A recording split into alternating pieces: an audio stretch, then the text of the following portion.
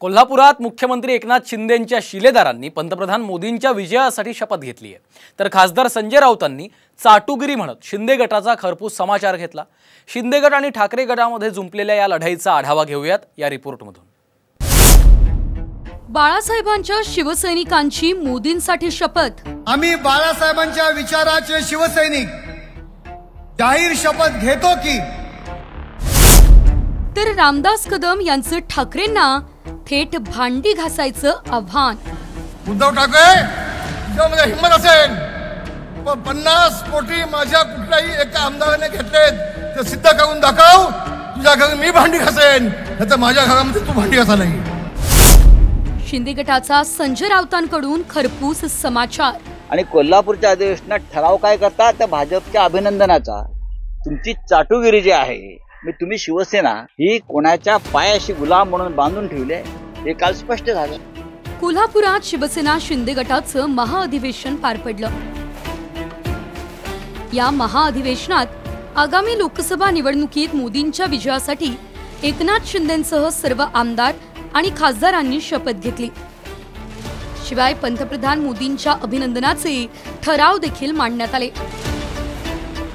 यामध्ये मोदींच्या 10 वर्षांच्या कारकिर्दीबाबत अभिनंदन, अमित शहा यांनी सहकार क्षेत्रात केलेल्या कामगिरीबाबत अभिनंदन, राम मंदिर प्रतिष्ठापनेबद्दल अभिनंदन आणि लोकसभा निवडणुकीत सर्व 48 जागांवर महायुतीचा विजय होण्याबाबत ठराव मांडण्यात आला।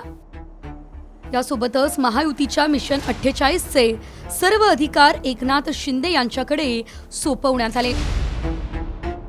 शिवसेनेच्या अधिवेशनात मोदींच्या विजयाची शपथ घेण्यावरून ठाकरे गटाचे खासदार संजय राऊत यांनी एकनाथ शिंदेंवर सडकून टीका केली। आम्ही युतीत होतो, सरकारमध्येही होतो, पण कधी एवढी चाटुगिरी केली नाही। गेल्या 60-65 वर्षामध्ये एवढी चाटुगिरी आम्ही कधी केली नव्हती। आम्ही युतीमध्ये होतो, आम्ही एकत्र होतो, आम्ही सरकारमध्ये एकत्र होतो, पण स्वतःला शिवसेना मानणारे हे डुप्लिकेट लोक अधिवेशन घेतात आणि कोल्हापूरच्या अधिवेशनात ठराव काय करतात त्या भाजपच्या अभिनंदनाचा, भाजप नेत्यांच्या अभिनंदनाचा।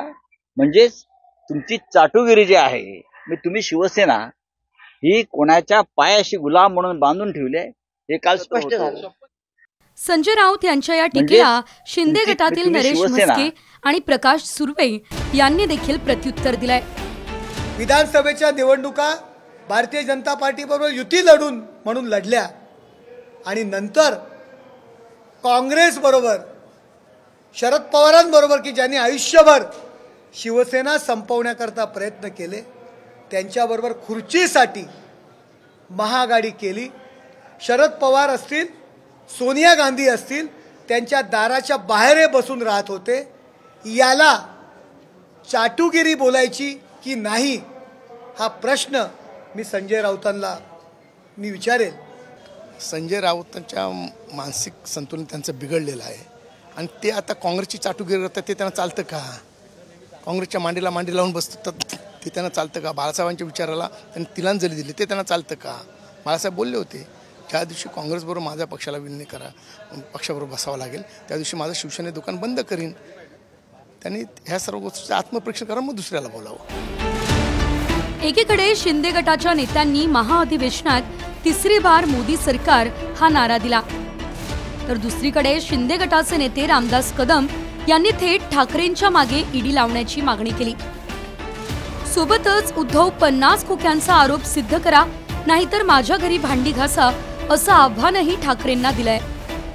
जिथं उद्धव ठाकरेंची सभा होईल ना दुसऱ्या तिथं सभा माझी लावा। इकडची तिकडची चौकशी करण्यापेक्षा याला तर ईडी लावण्यापेक्षा ईडी उद्धव ठाकरे एकदा लागली पाहिजे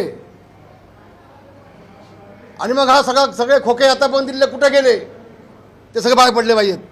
महाराष्ट्र जनतेला कळलं पाहिजे भ्रष्टाचारी कोण आहे तो। आता माझ्या भाषणामध्ये मी आव्हान दिलंय की 40 पैकी एकाही आमदारांनी 50 खोके घेतले असं जर का उद्धव ठाकरेंनी सिद्ध केलं तर मी त्यांच्या घरी जाऊन भांडी घासेन आणि सिद्ध नाही केलं तर उद्धव ठाकरेंनी माझ्या घरी येऊन भांडी घासावी। रामदास कदम यांच्या आव्हानावर ठाकरे गटाच्या उपनेत्या सुषमा अंधारे यांनी मात्र टोला लगावला की इतरांना ईडी लावायची का नाही ते सोडून द्या, पण रामदास कदम बोलताना आपण नक्की डोळ्याला झेंडूबाम लावत चला, बरं असतं. त्या भांडे घासण्यावर काय त्यांना भांडे घासण्याची हौस आली आहे, सारखे ते भांडे घासण्यावरती फार उतरलेले असतात.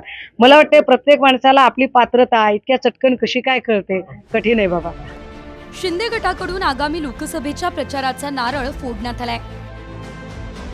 कोल्हापुरातील अधिवेशनातून मोदींच्या विजयाची शपथ घेतली आहे. पण बाळासाहेबांचे कडवट शिवसैनिक मोदींच्या विजयासाठी मैदानात उतरणार की ठाकरेंना बळ देणार हे पाहणं महत्त्वाचं ठरेल. मोदींच्या विजयासाठी